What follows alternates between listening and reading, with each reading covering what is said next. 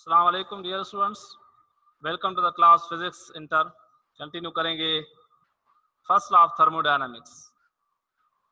Thermodynamics की starting हो रही है बेटा। लास्ट लेक्चर में हमने फर्स्ट लॉ ऑफ थर्मोडायनामिक्स के बारे में पढ़ा था, क्या होता है उसकी डेफिनेशन, फार्मूला और कुछ साइन कन्वेंशंस मोस्ट इंपॉर्टेंट। आज उनको थोड़ा रिवाइज करेंगे क्योंकि नेट का थोड़ा प्रॉब्लम था। तो चलिए हम स्टार्ट करते हैं थर्मोडायनामिक्स। थर्मोडायनामिक्स बेटा, थर्मोडायनामिक्स क्या होती है? Therm means heat and dynamics means motion. It is a study of transformation of heat energy into other form of energy. इसको कैसे डिफाइन करेंगे? Study of transformation of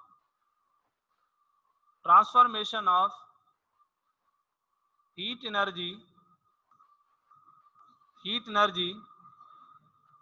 into other form में mostly हम mechanical energy यहाँ पर हासिल करते हैं। मैकेनिकल एनर्जी जो कि हमारा काम होता है, mechanical work. Heat energy into other form यानी मैकेनिकल एनर्जी और वाइस वर्सा। थर्मोडायनामिक्स में हमें यह पढ़ना है कि हम किस तरह से हीट को मैकेनिकल एनर्जी में तब्दील करते हैं। जैसे गाड़ी की इंजन होती है, आपने सुना है गाड़ियां चलती हैं on behalf of the heat engines. तो हीट इंजन पूरा अंदर ब्लॉक होता है, उस ब्लॉक के अंदर पिस्टन और सिलेंडर का मैकेनिज्म होता है। मोस्ट इंपॉर्टेंट जो होता है हीट इंजन में वो एक पिस्टन सिलेंडर डिवाइस, जो हम यहाँ पर थर्मोडायनामिक सिस्टम के नाम से पढ़ते हैं। Thermodynamic system in which whenever any working substance is filled, then the piston moves up and down and it will do some work। यानी हीट एनर्जी को हम ट्रांसफॉर्म करेंगे मैकेनिकल वर्क में या मैकेनिकल एनर्जी में। यानी हमें थर्मोडायनामिक्स में मोस्टली क्या पढ़नी है? Heat engine. हीट को हम चेंज करते हैं मैकेनिकल एनर्जी में जिस डिवाइस की मदद से, उसका नाम होता है हीट इंजन। ओके, तो थर्मोडायनामिक्स में हम ये चीजें पढ़ेंगे, लेकिन हम यहाँ पर फर्स्ट ऑफ ऑल आज फर्स्ट लॉ ऑफ थर्मोडायनामिक्स की बात करेंगे। हमारा जी जो फर्स्ट लॉ है that is the first law of thermodynamics. इसके बाद हम सेकंड लॉ ऑफ थर्मोडायनामिक्स पे आएंगे। फर्स्ट लॉ ऑफ थर्मोडायनामिक्स का दूसरा नाम है बेटा law of conservation of energy. This is also known as law of conservation of energy. यानी इस लॉ को अगर आप डिफाइन करना चाहें तो कंजर्वेशन ऑफ एनर्जी कह सकते हैं। Energy can neither be created nor be destroyed but it can be converted from one form to another form. ये तो इसकी प्रीवियस डेफिनेशन है, और यहाँ पर हम मैथमेटिकली क्वेश्चन भी देखेंगे फर्स्ट लॉ ऑफ थर्मोडायनामिक्स की। इसलिए हम यहाँ पर कहेंगे first law of thermodynamics related with the conservation of energy. क्या कहता है कि एनर्जी क्या होती है? कंजर्व होती है, कंजर्वेशन होती है एनर्जी की।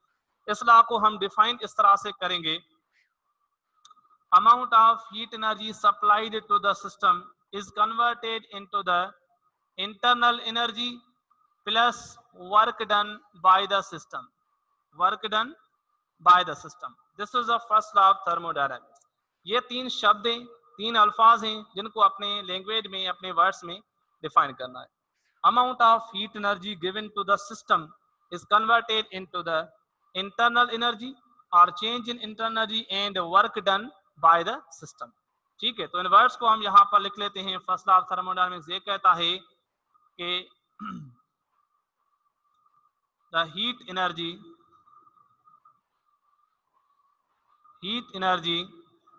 given to the system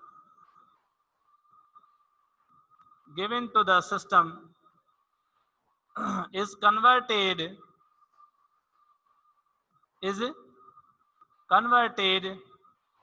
into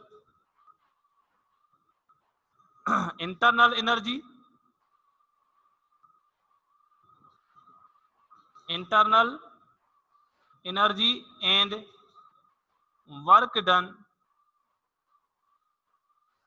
by the system। ठीक है, अगर डायग्राम भी हम बनाना चाहें तो ये डायग्राम में यहाँ पर बना लेता हूँ। पिस्टन सिलेंडर डिवाइस यहाँ पर बना लेते हैं। This is a cylinder in which this is the piston, up down move करेगा पिस्टन। अब इस सिस्टम के अंदर हमने कोई वर्किंग फ्लूइड यहाँ पर रखा है, कोई गैस रखी है, आइडियल गैस। जब हम amount of heat delta Q supply करेंगे सिस्टम को, ये हीट जब हम सिस्टम को सप्लाई करेंगे तो सिस्टम इस हीट को क्या करेगा, यूज करेगा।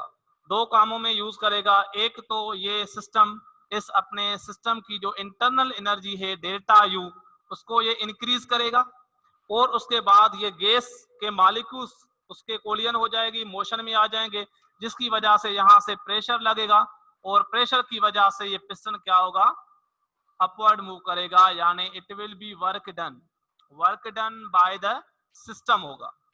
यहाँ पर work done by the system होगा।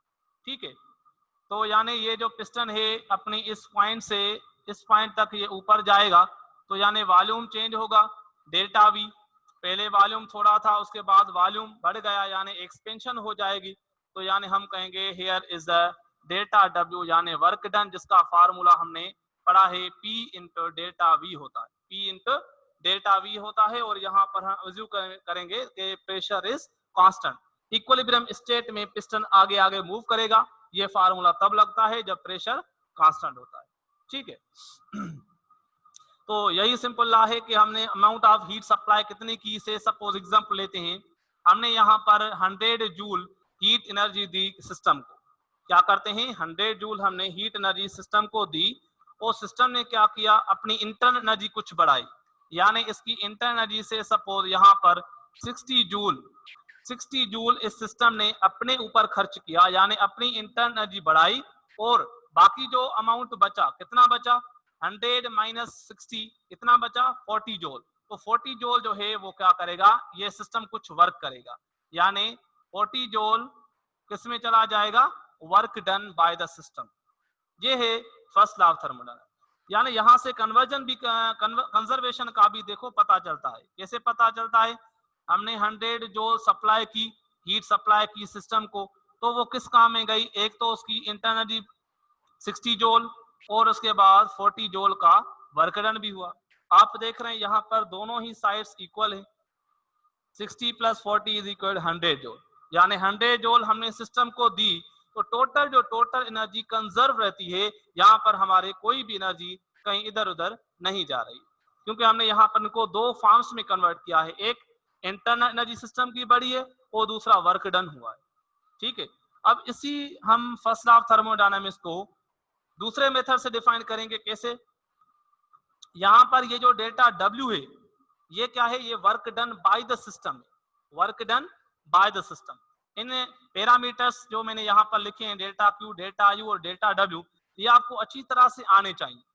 जैसे अगर मैं यहाँ पर आपको कहूं कि मुझे बताएं डेल्टा क्यू क्या है, हम कहेंगे कि यहाँ पर ये heat given to the system है, given to the system. Delta Q किसको शो कर रहा है, हीट एनर्जी हमने सिस्टम को दी है टू द सिस्टम। और डेल्टा यू पूछूं क्या है, आप कहेंगे सर ये इंटरनल एनर्जी है, लेकिन चेंज कौन सी, increase in internal energy, increase in internal energy, system की इंटरनल एनर्जी यहाँ पर इंक्रीज हो गई है, डेल्टा यू। और उसके बाद अगर मैं पूछूं डेल्टा डब्ल्यू क्या है, ये आप कहेंगे सर ये work done by the system, work done by the system, या इसको कहते हैं work done by the gas ने वर्क किया है, यानी सिस्टम ने वर्क किया है, work done by the system. Piston ऊपर चला गया है, और work done by the gas जब होगा तो यहाँ पर क्या होगी, एक्सपेंशन होगी या कंप्रेशन होगी, तो हम कहेंगे यहाँ पर एक्सपेंशन होगी। ठीक है, वॉल्यूम बढ़ गया है।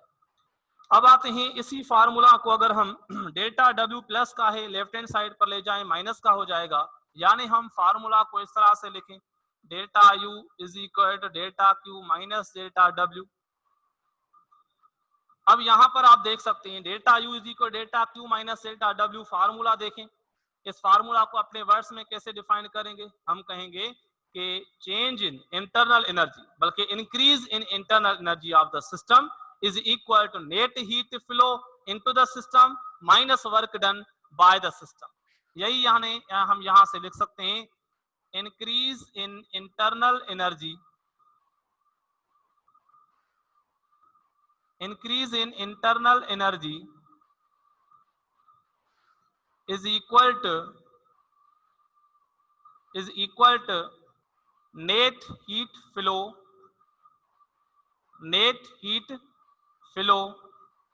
into the system minus work done by the system, भाई यहां पर भी वही बात हो गई कि यानी अगर हम सिर्फ और सिर्फ डेल्टा यू मालूम करना चाहते हैं तो कैसे फाइंड करेंगे, कितनी हमने सिस्टम को हीट दी उससे माइनस करेंगे जितना वर्क डन हुआ। तो अगर हम W का वैल्यू डेल्टा Q से माइनस करेंगे, मतलब 100 माइनस करेंगे 40, तो आंसर कितना आने वाला है 60 जो। तो ये दो तरीके हैं फर्स्ट लॉ ऑफ थर्मोडायनामिक्स को डिफाइन करने के लिए। यहां तक ये चीजें आसान है बिल्कुल। अब मैं आपको थोड़ा सा डिफरेंस बता देता हूँ, फिजिक्स और केमिस्ट्री में क्या डिफरेंस है। अब ये जो फार्मूला है ये फिजिक्स में हम इस तरह से लिखते हैं, इन फिजिक्स, ये फार्मूला फिजिक्स में लिखा जाता है, और केमिस्ट्री में जो फार्मूला लिखा जाता है, अगर हम केमिस्ट्री में लिखना चाहें इन केमिस्ट्री, तो आपने फर्स्ट लॉ ऑफ थर्मोडायनामिक्स की जो इक्वेशन पढ़ी है वो इस तरह से पढ़ी है, delta U is equal delta Q plus delta W. वहां पर आपको ये फार्मूला मिलेगा, मतलब वर्क के आगे प्लस होगा। अब ये क्यों हो रहा है थोड़ा सा डिफरेंस, ये साइन कन्वेंशन का डिफरेंस है, बाकी फार्मूला दोनों इक्विवेलेंट है, यानी दोनों में अगर प्रॉब्लम करेंगे तो सेम आंसर आएगा। आपको याद क्या रखना है, आपको याद रखना है ये जो मैंने साइन कन्वेंशन बताई कि फिजिक्स में ये साइन कन्वेंशन हम लगाते हैं, amount of heat energy given to the system positive, और इंक्रीज इन इंटरनल एनर्जी जो वो पॉजिटिव, दोनों ही पॉजिटिव। अब ये दोनों कन्वेंशन फिजिक्स और केमिस्ट्री में सेम है। मसला किस में है, मसला है वर्क डन में। सिर्फ इसमें थोड़ा हम साइन कन्वेंशन चेंज कर लेते हैं कि जो work done by the system होगा वो हम फिजिक्स में पॉजिटिव लेते हैं, और केमिस्ट्री में जो वर्क डन होता है वो बाय द सिस्टम नेगेटिव लिया जाता है साइन कन्वेंशन के एतबार से। यानी यहां पर अगर हम लिखेंगे तो जो डेल्टा डब्ल्यू है, यहां पर डेल्टा डब्ल्यू, इसको आप लिखेंगे क्या, ये work done by the system क्या लेते हैं, नेगेटिव, तो work done on the system क्या लेंगे, पॉजिटिव। यानी ये delta W work done on the system को शो कर रहा है, ऑन द सिस्टम, और ये क्या लिया जाता है, पॉजिटिव। और फिजिक्स में अगर हम कहें work done by the system positive, लेकिन work done by the on the system physics में क्या होगा, नेगेटिव। अगर हम लिखें work done on the system, वो क्या लेंगे, नेगेटिव लेंगे फिजिक्स में, लेकिन केमिस्ट्री में work done on the system क्या लेते हैं, पॉजिटिव। इसी वजह से ये दोनों इक्वेशन जो हैं थोड़ी बहुत साइन कन्वेंशन के हिसाब से थोड़ी डिफरेंट है, otherwise first law of thermodynamics तो दोनों ही डिफाइन कर लेते हैं। हम फिजिक्स की बात करेंगे तो साइन कन्वेंशन आपको याद रखना पड़ेगा, जो मैंने आपको बताया 6 साइन कन्वेंशन याद रखना। एक, अगर हम हीट सिस्टम को दे रहे हैं गिवन टू द सिस्टम तो वो पॉजिटिव। अगर हम सिस्टम से हीट ले रहे हैं, गिवन बाय द सिस्टम हो रही है, हीट सिस्टम से इवॉल्व हो रही है, इजेक्ट हो रही है, या वो बाहर एक्सपेल हो रही है, उस केस में डेल्टा क्यू नेगेटिव। और अगर delta U increase in internal energy आ रही है, उस वक्त डेल्टा यू पॉजिटिव, डिक्रीज आएगी नेगेटिव। और work done by the system क्या होगा, पॉजिटिव, और ऑन द सिस्टम करेंगे तो नेगेटिव। बाय द सिस्टम मतलब एक्सपेंशन, और ऑन द सिस्टम अगर मैं बताऊं work done on the system अगर कहें नेगेटिव, उस वक्त क्या होगी बेटा, उसमें उस वक्त कंप्रेशन होगी। क्या होगी, कंप्रेशन। इतनी बातें आप याद रखें साइन कन्वेंशन के हिसाब से। बाकी हम आगे साइन कन्वेंशन और चीजें भी डिस्कस करते हैं, स्पेशल केसेस।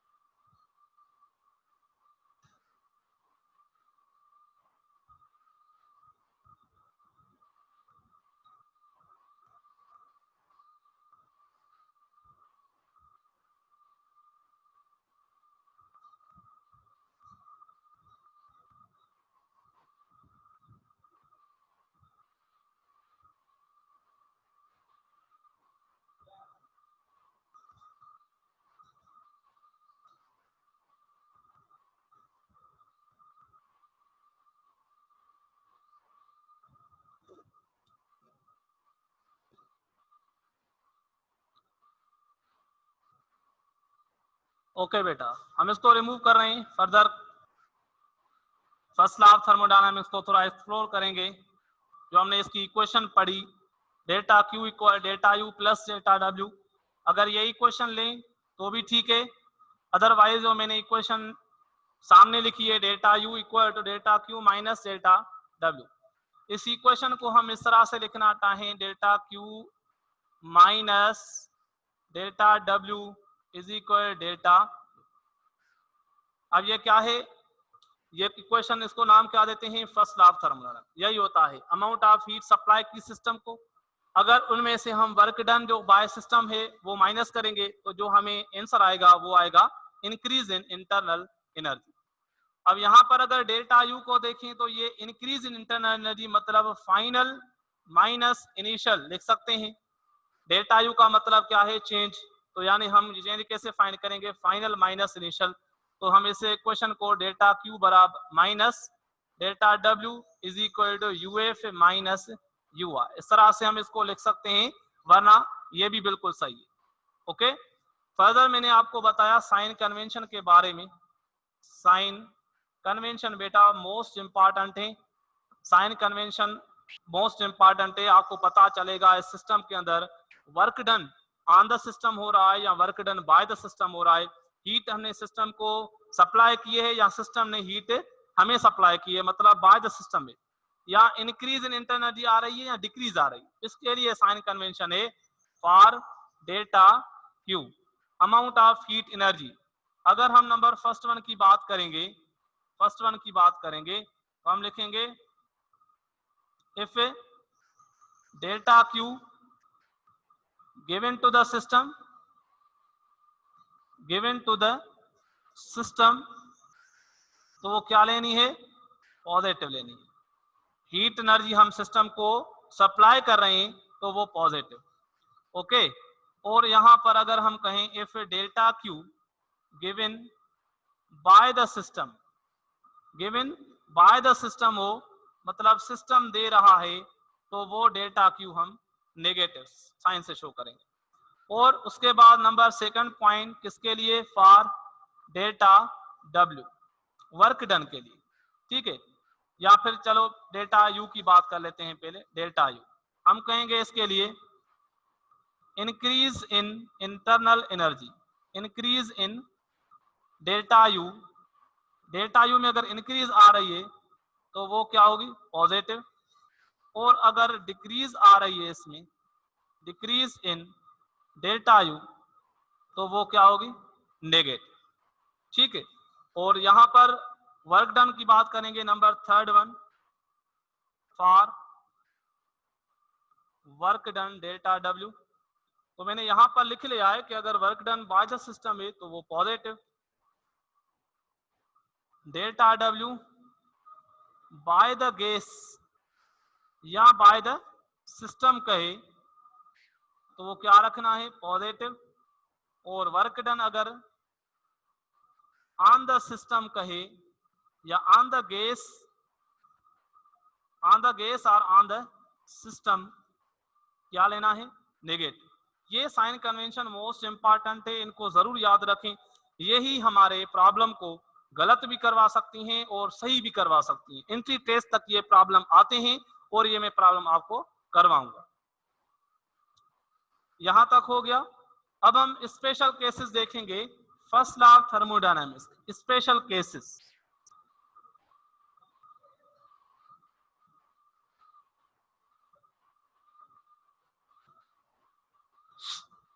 ओके, यहां पर बात कर लेते हैं स्पेशल केसेस।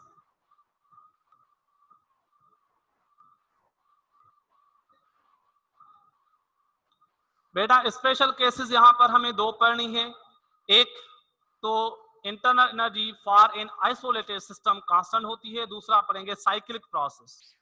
एक पढ़ेंगे नंबर फर्स्ट वन की बात करेंगे, first we consider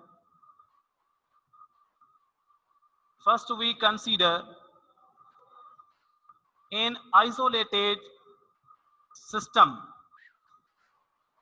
first we consider in isolated system, isolated system consider करेंगे, इसका मतलब क्या है, दैट इज इसका मतलब ये है कि which does no external work। तो एक तो सिस्टम में कोई भी वर्क डन ना हो, नो एक्सटर्नल वर्क, और दूसरी बात and there is no flow of heat,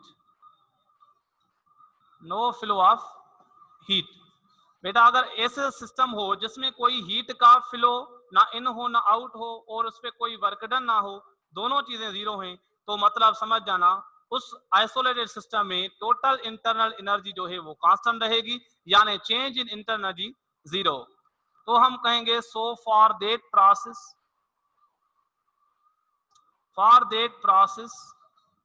या for that system, for that process or for that system,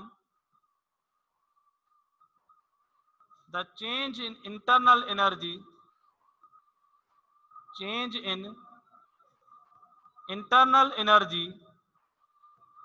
is equal to zero, अगर ये दो कंडीशन है तो डेल्टा यू क्या होगी, जीरो। डेल्टा यू को आप u2 minus u1 equal to zero लिख सकते हैं, या हम लिखेंगे u2 इक्वल टू u1, यानी इंटरनल एनर्जी क्या रहेगी, सेम रहेगी। अब ये फार्मूला कैसे मिला देखें। फर्स्ट लॉ ऑफ थर्मोडायनामिक्स की बात करें, delta Q minus delta W equal to delta U, क्या यही होता है first law of thermodynamics? Exactly मैंने लिखा है, this is the first law of thermodynamics, amount of heat supply to the system minus work done is equal to increase in internal energy. अब हम बात क्या कर रहे हैं कि अगर हम कंसीडर कर रहे हैं कोई आइसोलेटेड सिस्टम, आइसोलेटेड सिस्टम में यहां पर बना देता हूं, ये मैंने एक सिस्टम बनाया है और इस सिस्टम की मैंने चारों ही दीवारें क्लोज कर दी हैं। ये मैंने सिस्टम लिया है और सिस्टम को मैंने क्लोज कर दिया है। एक तो क्लोज हो, आइसोलेटेड हो। आइसोलेटेड मतलब यहां पर यह सिस्टम ऐसा क्लोज हो कि इसकी बाउंड्रीज भी यहां पर फिक्स है, बाउंड्रीज भी फिक्स है और इसमें कोई भी एनर्जी और मास का एक्सचेंज ना हो, मास भी यहां पर सेम रहे, एनर्जी भी सेम रहे। तो हम यहां पर ये कह रहे हैं कि boundaries are fixed, boundaries are fixed. यहां पर ये जो सिस्टम है ये कौन सा बेटा सिस्टम है, ये एक आइसोलेटेड सिस्टम है, ऐसा सिस्टम जिसमें मास और एनर्जी का एक्सचेंज जीरो है। अब इसके अंदर जो भी सबस्टेंस होगा उसकी क्या सेम रहेगी, इंटरनल एनर्जी, मतलब उसकी चेंज इन इंटरनल एनर्जी क्या होगी, जीरो। आप देख सकते हैं यहां पर, first we consider an isolated system that is which does no external work, मतलब इसमें वर्क डन क्या हो बेटा, जीरो हो, यानी डेल्टा डब्ल्यू का वैल्यू हमने क्या रखा, जीरो रखा। और and there is no flow of heat, उसमें हीट का भी कोई एक्सचेंज, कोई फ्लो ना हो, मतलब ये दोनों फैक्टर जीरो हैं, तो zero is equal to delta U. क्या प्रूव हो गया कि इस आइसोलेटेड सिस्टम के अंदर जो भी गैस मौजूद है उसकी change in internal energy zero है। तो हमने क्या क्या कहा, for that system change in internal energy is equal to zero. अब ये change in internal energy zero है तो हम इसको ऐसे लिख सकते हैं, u2 minus u1 final minus initial equal to zero, u2 equal to u1 initial और फाइनल बराबर, यानी हम यहां से ये कह सकते हैं इट स्टेट्स दैट या इट सेज दैट ये क्वेश्चन बता रही है कि the internal energy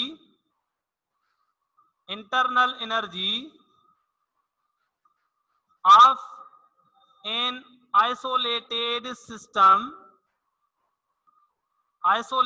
system always remains constant, remains क्या हो रही है बेटा, कांस्टेंट हो रही है, remains constant, remains constant। Okay, ये फर्स्ट वन केस है। अब हम सेकंड केस की बात करेंगे, यहां तक नोट कर ले। फर्स्ट वन केस हमने आइसोलेटेड सिस्टम की कही कि उसकी इंटरनल एनर्जी कांस्टेंट होती है।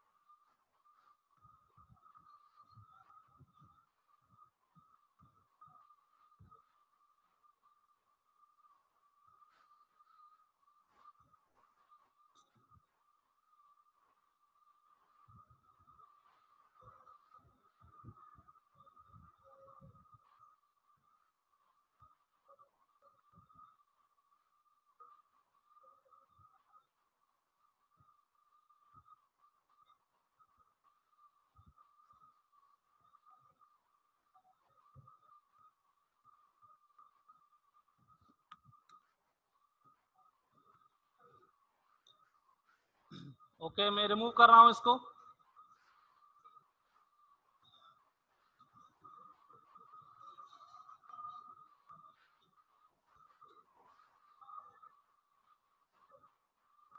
तो बेटा हमने फर्स्ट स्पेशल केस क्या पढ़ी कि for an isolated system, isolated system मतलब which does no external work, उसमें कोई भी एक्सटर्नल वर्क डन ना हो, and there is no flow of heat, उस सिस्टम के अंदर कोई भी हीट भी फ्लो ना करे।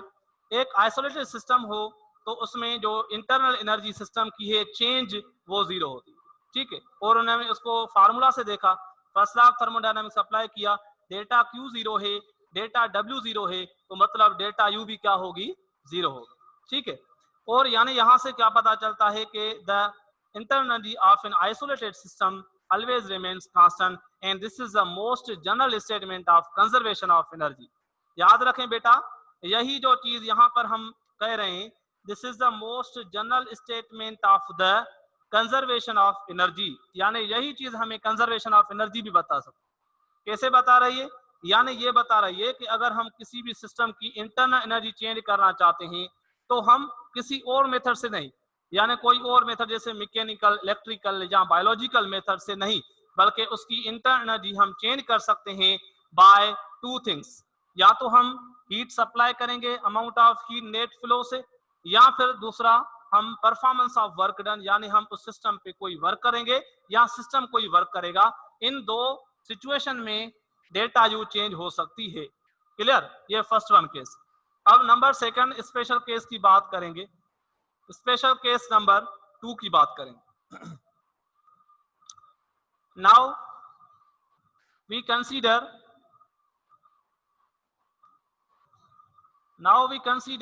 a process, now we consider a process in which the system is taken, in which the system is taken through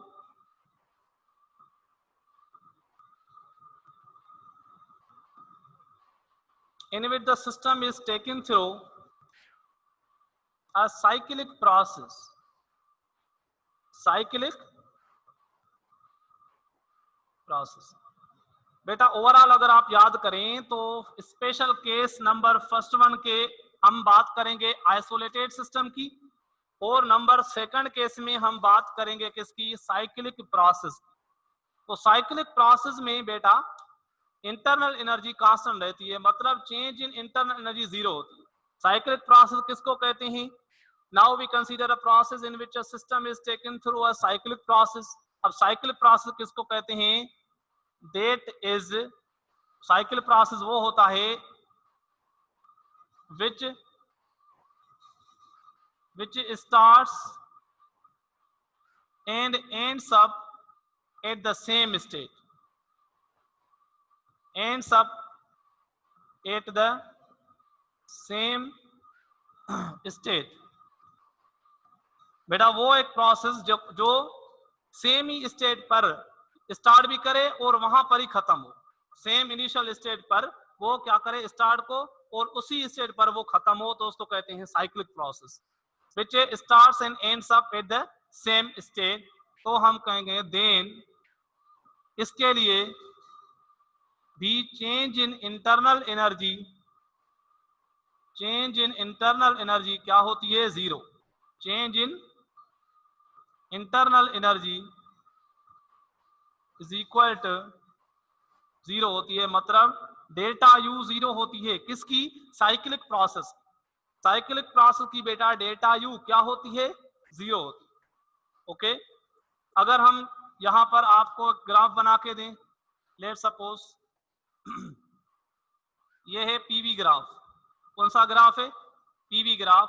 अगर हम इस पॉइंट ए पर खड़े हैं और हमें इस पॉइंट बी तक जाना है, ठीक है, तो अगर हम लेट सपोज ए पॉइंट से चले बी पॉइंट तक और बी से वापस आए, तो मुझे बताएं इस साइक्लिक प्रोसेस में ए टू बी फिर B to A total delta U क्या होगी, हम कहेंगे zero.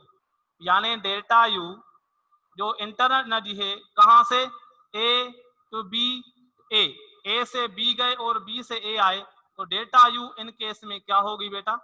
Zero. Delta U will be zero.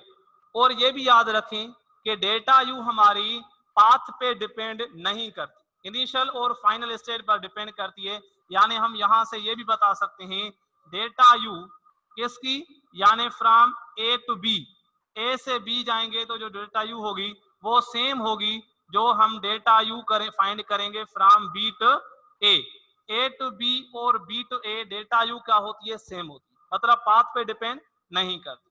यानी ये चीज भी आप ध्यान रखेंगे कि इंटरनल एनर्जी, या चलो चेंज लिख लेते हैं, चेंज इन इंटरनल एनर्जी,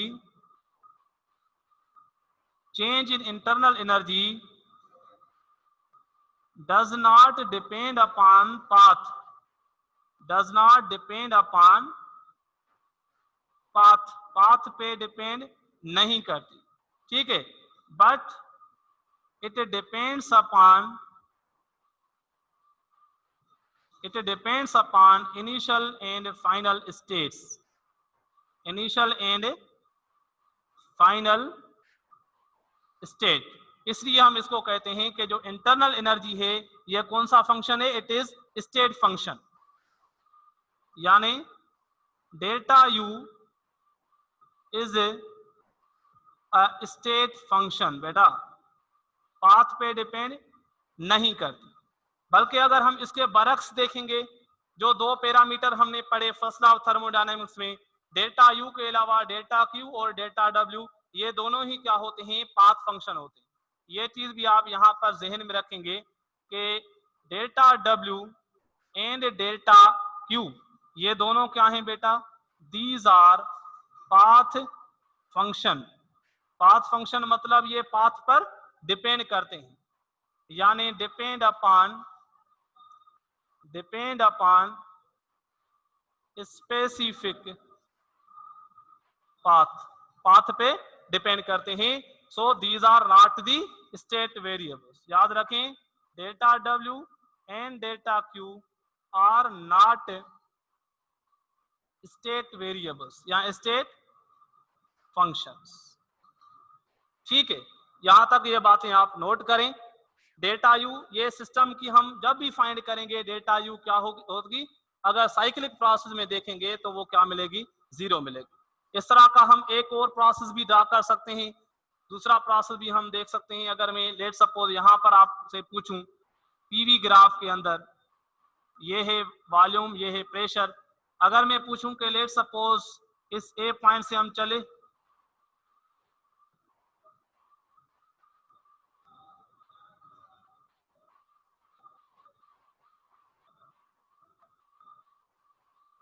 ठीक है, अब ये एक प्रोसेस है, हम यहां से चलते हैं ए बी एंड सी, तो मुझे बताएं अगर मैं पूछूं delta U from A to B to C to A is equal क्या होगी? साइक्लिक प्रोसेस है बेटा। ए से बी आएंगे और उसके बाद बी से सी, फिर सी से ए तक, A to B to C to A जाएंगे, तो हमें डेल्टा यू क्या मिलेगी? जीरो मिलेगी। ये प्रॉब्लम करते हैं तब हमें पता चलेगा डेल्टा यू हमारी क्या होगी? जीरो होगी, क्योंकि ये कौन सा प्रोसेस है बेटा? ये एक साइक्लिक प्रोसेस। कौन सा प्रोसेस है? साइकिल, पूरा एक साइकिल है, किसी भी फॉर्म में साइकिल हो सकती है। यहां पर नोट करें ये दो स्पेशल केसेस, एक हमने पढ़ी आइसोलेटेड सिस्टम की और दूसरी है साइक्लिक प्रोसेस।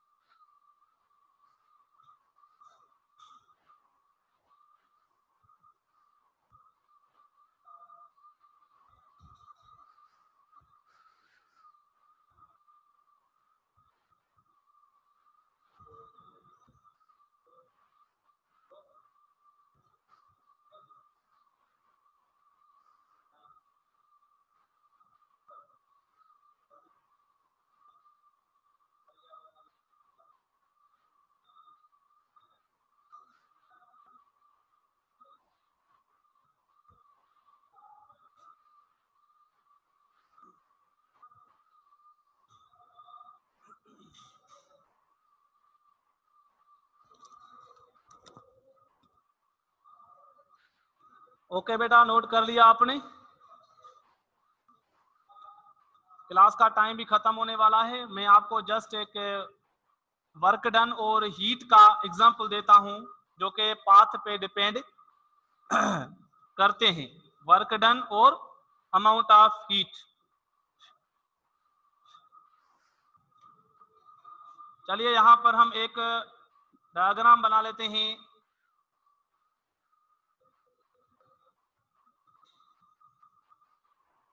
ये हमारा पीवी ग्राफ, यहां पर एक ये पीवी ग्राफ है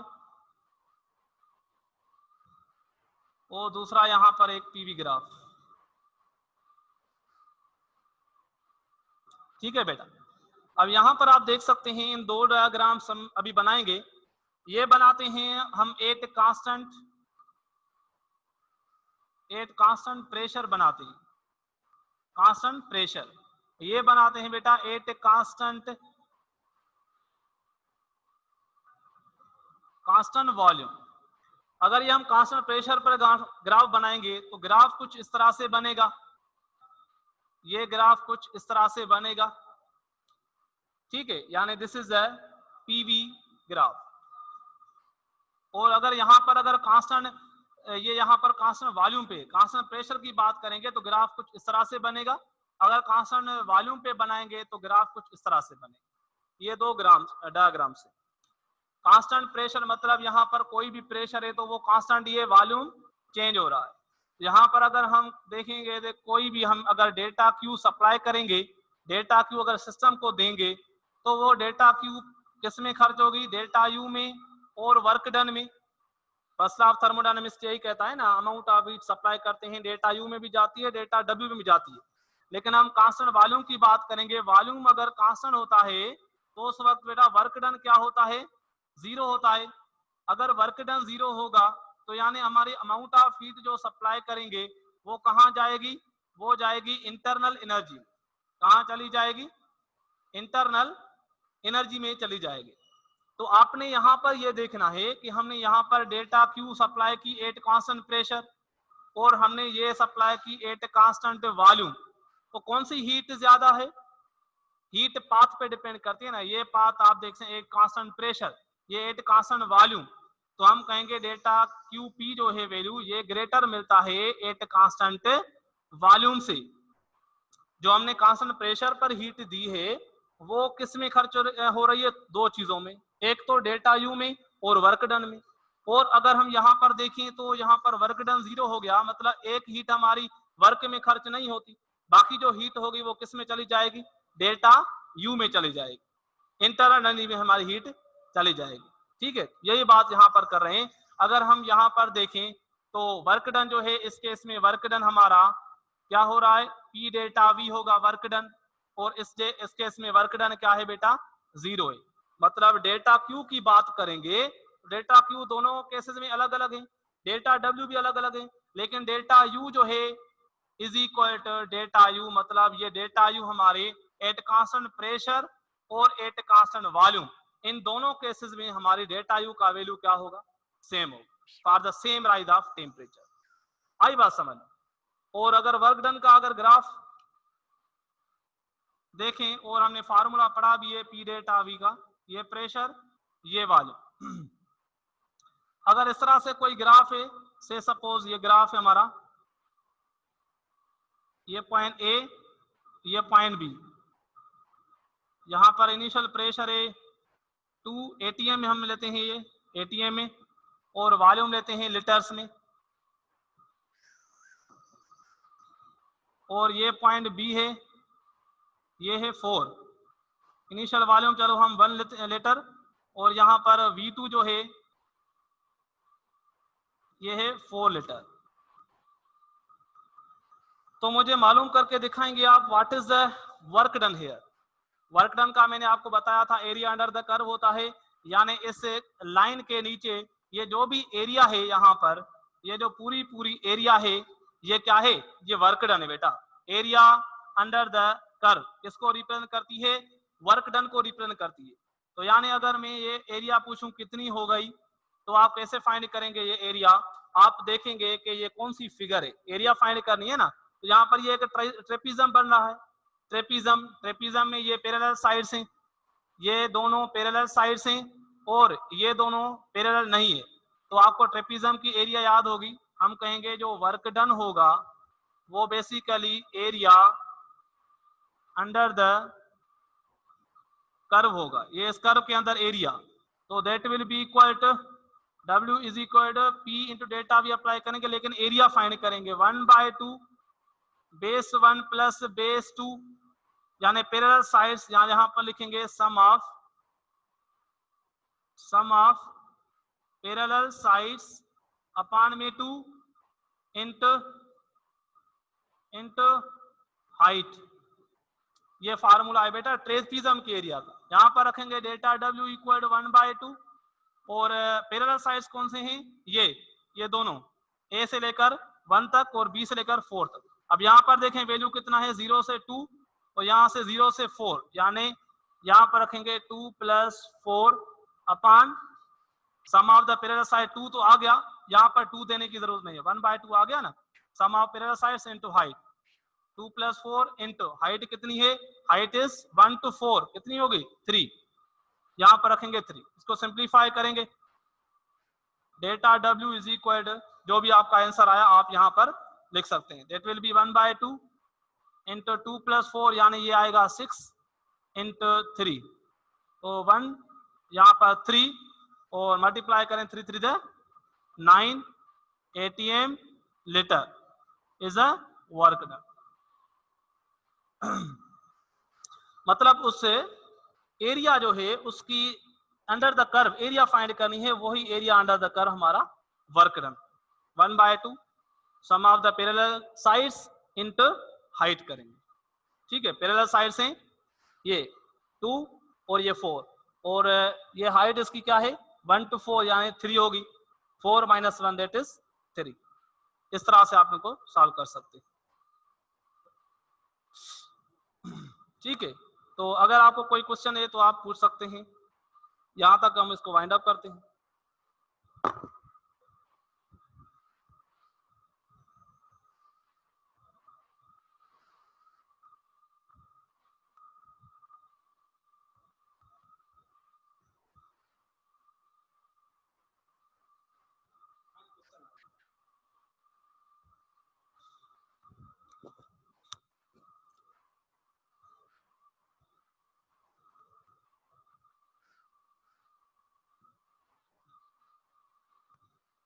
एक दो और प्रॉब्लम देते हैं आपको, मुझे करके दिखाएं। लेट्स सी, ये आपके लिए एक प्रॉब्लम है बेटा।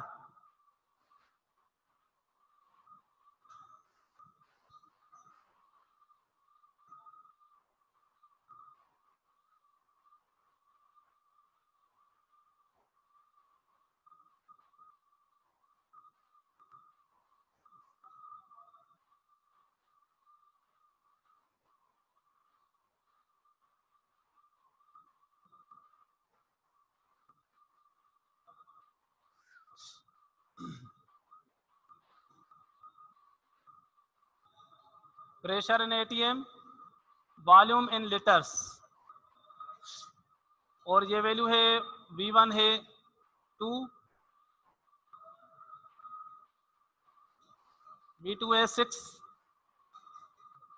और यहाँ पर प्रेशर है P1 2, यहाँ पर है P2 4। तो चलिए फाइंड करें दो चीजें, डेल्टा U बताएं A to B to C to A to D to A, ये बताएंगे आप नंबर फर्स्ट वन, और सेकंड बताएंगे work done, total work done आपको बताना है। आपको डेल्टा U बतानी है A to B to C to A, A to B to C to A, और delta W work done of in this process.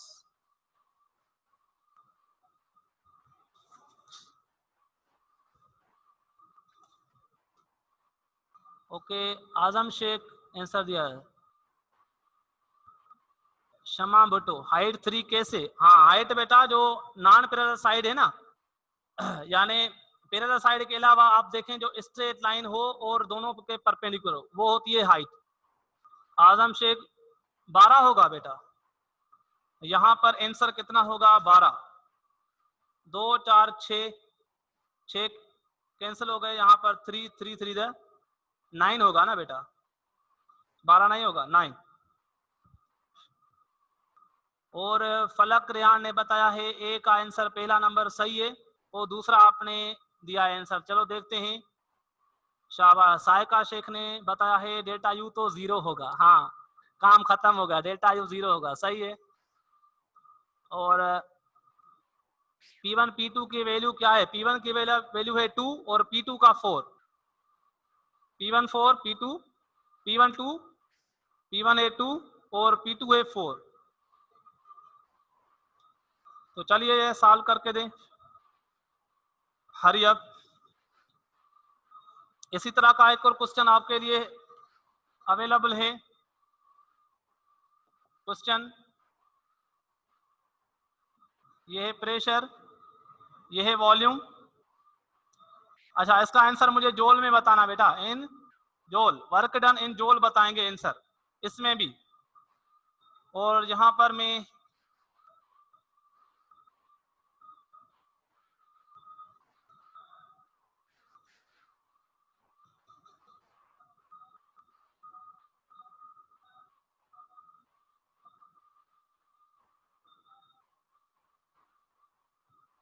ये पॉइंट ए, ये B, ये सी, और यहां पर ये वैल्यूज हैं। P1 है 1, P2 है 4, चलो यहां पर रखते हैं 3, V1 है 1 और V2 है 5। चलो आपको बताना है delta U in this case from A to B to C to A find करनी है डेल्टा यू, और number second part delta W find करना है इन जोल्स, इन जोल्स। चलिए ये मुझे सॉल्व करके दें, हरी अप।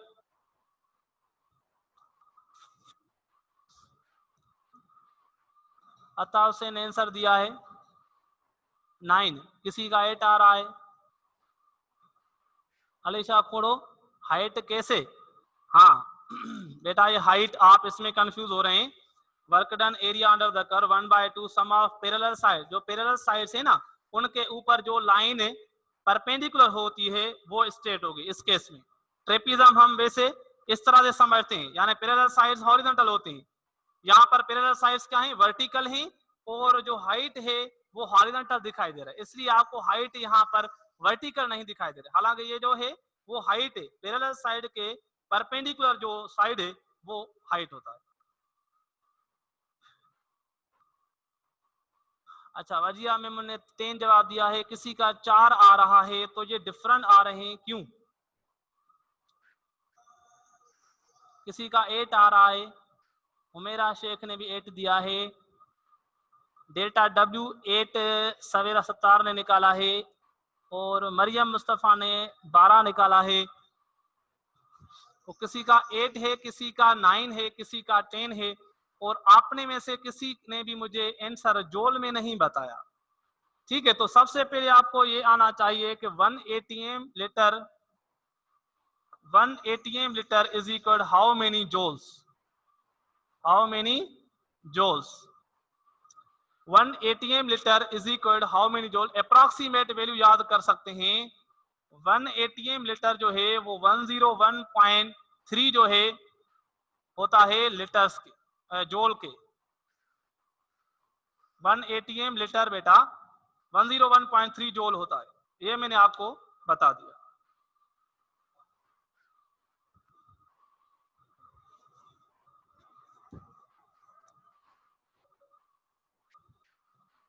टाइम आया पूरा चीज। ओके बेटा, टाइम कंप्लीट हो गया है। तो ये दोनों प्रॉब्लम्स आप वर्क डन इन जोल्स फाइंड करेंगे, मैंने आपको वैल्यू बता दिया है, और ये दोनों ही आपके homework these are homework for you, आराम से करिए इनको, कोई जल्दी करने की जरूरत नहीं है। बहुत सारे स्टूडेंट के आंसर से डिफरेंट आ रहे हैं, लेकिन ये क्यों? आखिरी बात मैं आपको ये बताऊं, आखिरी बात कि वर्क डन जो है वो हमारा क्लोज पाथ का फाइंड करना है। ठीक है, जैसे हमने यहाँ पर ट्राइंगल का वर्क डन, स्क्वायर का वर्क डन, ठीक है, स्क्वायर नहीं है यानी यहाँ पर ट्राइंगल, सॉरी रेक्टेंगल बन रहा है, जो भी है इनका वर्क डन। यहाँ पर भी हमने देखा ट्राइंगल का वर्क डन। तो देखें, अगर यहाँ पर साइकिल जो है वो एंटी क्लॉकवाइज घूम रही है, work done negative, total work done क्या आएगा? नेगेटिव। अगर यहाँ पर देखें ये साइकिल एरोस किस तरह से घूम रहे हैं? क्लॉकवाइज, तो वर्क डन क्या आएगा? पॉजिटिव। ये याद रखें, वर्क डन हमारा पॉजिटिव कब आता है? जब साइकिल जो है वो क्या हो? जब साइकिल क्लॉकवाइज हो। क्या हो? क्लॉकवाइज। और जब साइकिल एंटी क्लॉकवाइज हो तो वर्क डन क्या आता है? नेगेटिव। कब आता है? जब जो साइकिल हो वो क्या हो? Anti clockwise, anti clock. ये टोटल जब फाइंड करें ना overall, delta U, delta W, delta Q, उस वक्त हमें डेल्टा डब्ल्यू का पता चलता है, वरना यहाँ पर सिर्फ हम मैग्नीट्यूड ही फाइंड कर लेते हैं। क्या फाइंड करते हैं? मैग्नीट्यूड। इस तरह से साइकिल हो anti clockwise, work done negative, अगर क्लॉकवाइज घूम रही है तो पॉजिटिव। अब मुझे यहाँ पर बताएं, इस रेक्टेंगल की केस में आपका बताएं कि वर्क डन यहाँ पर पॉजिटिव होगा या नेगेटिव होगा? इस केस में साइकिल देखें कौन सी है? रेक्टेंगल की केस में बेटा बताएं, रेक्टेंगल की केस में वर्क डन पॉजिटिव होगा। हाँ, साइका ने बताया है वर्क डन पॉजिटिव होगा। शाबाश, बात समझ में आ गई है। हाँ, हिना अली, आयशा अकरम, उम्मे फरवा, शाबाश, हुबदार अली, ओके, सब ने बताया, शाबाश। इस केस में वर्क डन पॉजिटिव होगा क्योंकि साइकिल इज क्लॉकवाइज। ओके, तो ये दोनों प्रॉब्लम आप सॉल्व करेंगे तो इंशाल्लाह आप में कुछ ना कुछ एनर्जी आ जाएगी, जो कि फिजिक्स में हम पढ़ ही लेते हैं। तो चलिए, तब तक के लिए खुदा हाफिज।